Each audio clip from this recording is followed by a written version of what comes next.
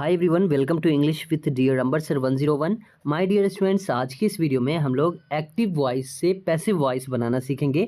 Video में हम आपको बहुत ही आसान तरीके से समझाने वाले हैं। वीडियो को पूरा देखिएगा तो आपको समझ में आ जाएगा कि किसी भी एक्टिव वॉइस को हम पैसिव वॉइस में कैसे बदलते हैं, क्या रूल होता है और हिंदी में हम कैसे समझते हैं। ठीक है, सबसे पहले हम बात करें एक्टिव वॉइस की, तो आप ये याद रखिएगा कि जो एक्टिव वॉइस होता है ना, वो एक्चुअल में क्या होता है।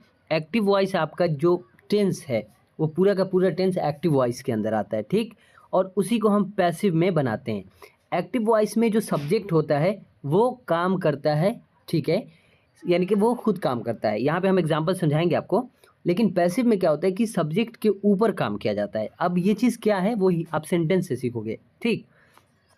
देखिए यहाँ पर हम सिर्फ आपको प्रेजेंट इंडेफिनिट, क्योंकि प्रेजेंट इंडेफिनिट के साथ इम्परफेक्ट, परफेक्ट, परफेक्ट कंटिन्यूअस, फिर पास्ट के चारों एंड फ्यूचर के चारों हैं, तो पूरा कंप्लीट एक वीडियो के अंदर बनाना टफ है और आपको समझने में दिक्कत आएगा। तो इसलिए हम पार्ट बाय पार्ट बनाएंगे और फिर सबको हम एक बार एक वीडियो में ज्वाइंट करके आपको देने की कोशिश करेंगे। ओके, तो यहाँ पे पार्ट बाय पार्ट आप समझने की कोशिश कीजिए वॉइस को और बहुत अच्छे से आपको समझ आ जाएगा। तो हम क्या बोल रहे थे कि जो ये प्रेजेंट एंड डेफिनेट हम आपको समझा रहे हैं, तो प्रेजेंट एंड डेफिनेट का कुछ रूल है, उसको समझिएगा। जब आप टेंस में प्रेजेंट एंड डेफिनेट बनाते हैं तो वहाँ पे सब्जेक्ट V1 V5 और ऑब्जेक्ट होता है। लेकिन अगर इसी प्रेजेंट एंड डेफिनेट को हमें पैसिव में बनाना है तो हम कैसे बनाएंगे और कैसे पहचान लेंगे कि ये प्रेजेंट एंड डेफिनेट का ही पैसिव वॉइस है, ठीक है। उसके लिए क्या करना है आपको कि प्रेजेंट एंड डेफिनेट का पैसिव वॉइस जो होता है उसका रूल होता है कि भैया सब्जेक्ट आपको रखना है और सब्जेक्ट के अकॉर्डिंग या तो इज़ यूज़ कीजिए या एम या आर, ये तीनों यूज़ होता है। लेकिन अकॉर्डिंग टू सब्जेक्ट, जो सब्जेक्ट रहेगा उसके अकॉर्डिंग आप वर्ब को यूज़ कीजिएगा। पैसिव वॉइस के अंदर वर्ब का थर्ड फॉर्म हमेशा हर इसमें यूज़ होगा, चाहे वो टेंस के कोई भी टाइप्स हों, ठीक है। सभी में जब आप पैसिव बनाएंगे तो आपको वर्ब 3 रखना होगा, साथ ही साथ बाय का यूज़ करना है और फिर ऑब्जेक्ट है। क्लियर?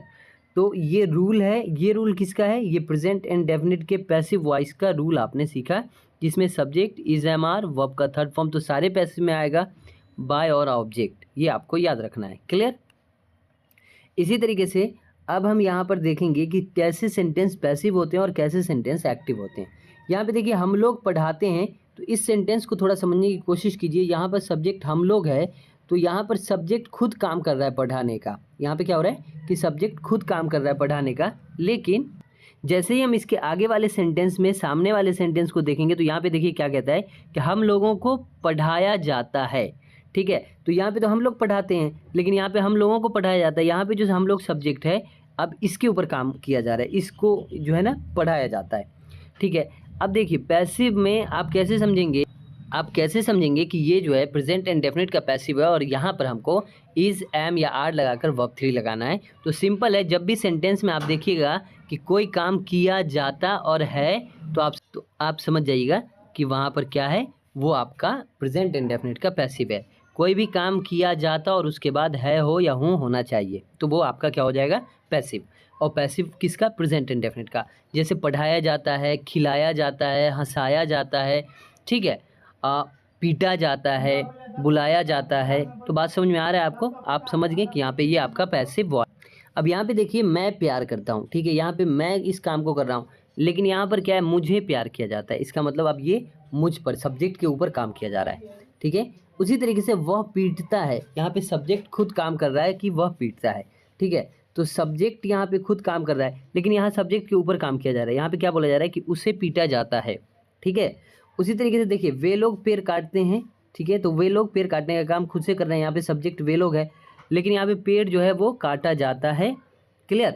उसी तरीके से हम लोग क्रिकेट खेलते हैं और हम लोगों के द्वारा क्रिकेट खेला जाता है। तो जब ऐसे वाक्य आपके सामने आ जाएंगे तो आप समझ जाइएगा कि वो आपका पैसिव है। बस इज, एम, आर और वर्ब कहाँ पे यूज़ होगा, तो जब आपका जाता है, ताहिर है, बट वो किया जाता है, बोला जाता है, ऐसे वाक्य में हो। जैसे यहाँ पे हम लोगों के द्वारा क्रिकेट खेला जाता है, तो ये हम समझ जाते हैं कि ये प्रेजेंट एंड डेफिनेट का पैसिव है और इसमें हम सब्जेक्ट के साथ इज, एम या आर लगाकर वर्ब का थर्ड फॉर्म तो कंपलसरी है पैसिव के अंदर जो हमें लगाना है। क्लियर? हमेशा याद रखिएगा ये जो द्वारा वर्ड है इसके लिए हम बाय का यूज़ करते हैं, ठीक है। बाय का मतलब होता है द्वारा। तो जब कोई भी काम किसी के द्वारा किया जाता है तो वहाँ पर आपको बाय कंपलसरी है कि यूज़ करना है। आगे हम सेंटेंस में आपको इसके इंग्लिश वाक्य भी सिखाने। ओके, तो ये चीज़ समझ में आ गया। थोड़ा सा यहाँ पे नीचे देख लीजिए कि याद रहे पैसिव वॉइस में हमेशा वर्ब थ्री ही यूज़ होता है। मतलब ये हुआ पैसिव आप किसी का भी बनाइएगा तो वर्ब का जो फॉर्म है वो थर्ड फॉर्म ही यूज़ होगा। अब आइए हम इसके इंग्लिश और हिंदी सेंटेंसेस को देखते हैं।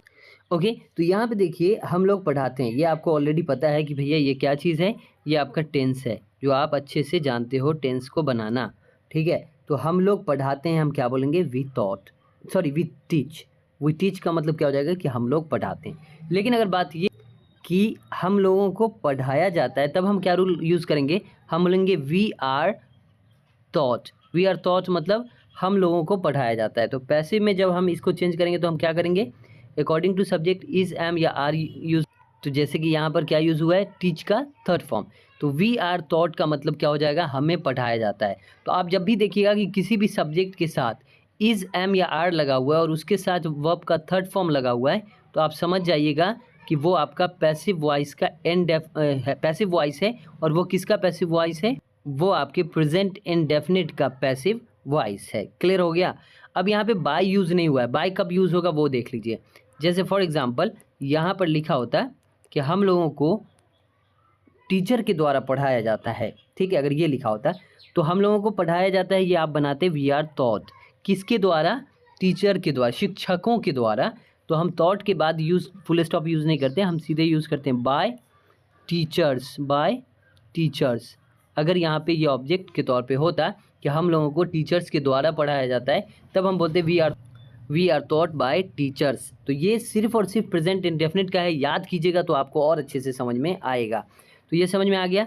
उसी तरीके से अगर जैसे मान लीजिए ये वाला कि वह पीटता है तो ही बीट्स, और अगर हम बोल दें कि उसे पीटा जाता है तो आप क्या बोलिएगा, अगर हम कह दें कि वह पीटता है तो वह काम करता है पीटने का, ही बीट्स, लेकिन उसे पीटा जाता है तो हम क्या बोलेंगे, ही के साथ इज़ यूज़ करेंगे, he is beaten, he is beaten, उसे पीटा जाता है। आपको वर्ब का क्या लगा देना है, थर्ड फॉर्म।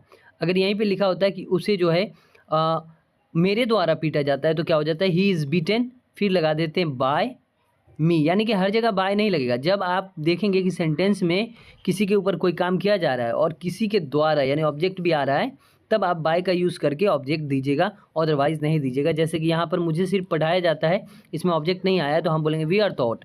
और अगर ये सेंटेंस होता है कि मुझे टीचर्स के द्वारा पढ़ाया जाता है तो हम बोलते हैं we are taught by teachers, वहाँ पे फिर हम बाय टीचर्स लगाते हैं। ओके, अब आइए पैसिव वॉइस के और भी एग्जाम्पल देखते हैं।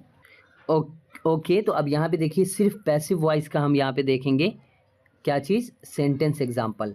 ठीक, अब देखिए पहला सेंटेंस क्या है, हम लोगों को पढ़ाया जाता है।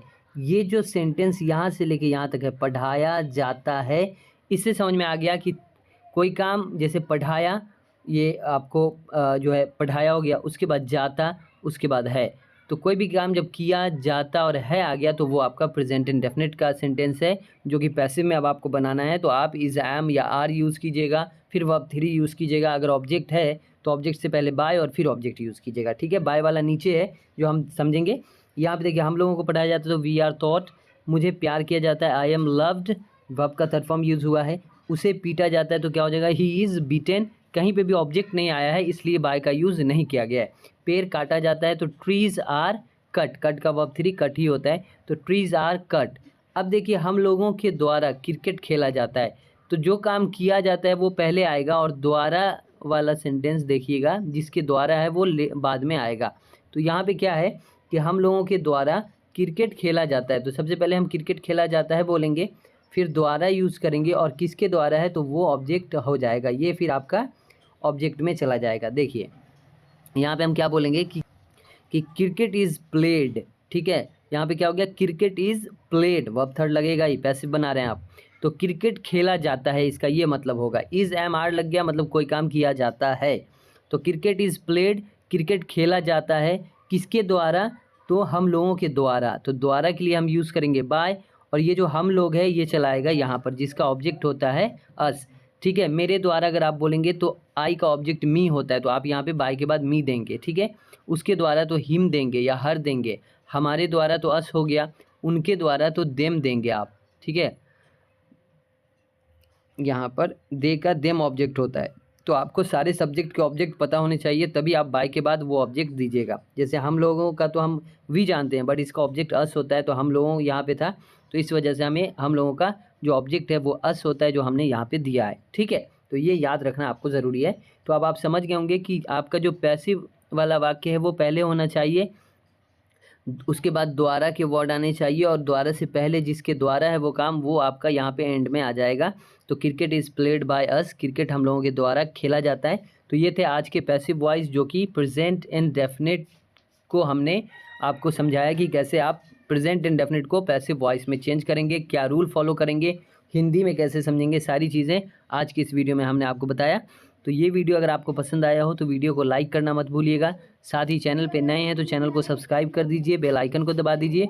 और फिर आप नेक्स्ट वीडियो में सीखेंगे प्रेजेंट इम्परफेक्ट, यानी कि कंटिन्यूअस को हम कैसे पैसिव में बदलते हैं और उसमें क्या क्या रूल फॉलो करते हैं। ठीक है, तो आज के लिए बस इतना ही, मिलते हैं नेक्स्ट वीडियो में, तब तक के लिए bye bye, thanks for watching.